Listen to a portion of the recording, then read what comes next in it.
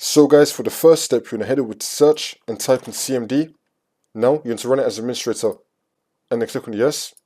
And then once you run this, we're going to type in sfc space / scan now and then click on enter. Then you want to run the scan. Wait for this to load. I'm going to skip the video to when the scan will be completed.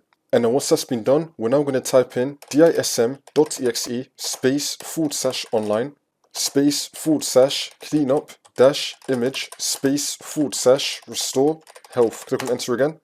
You now want to run this scan as well. Wait for this to load. And then once that's been done, we're now going to restart the computer. But keep on watching the video. Restart the computer. And then once we're back on Windows, we're going to head over to search again and type in services. Click on it. And then once you're on this, you're going to find Background Intelligent Transfer Service, which is bits. We're going to double click on this.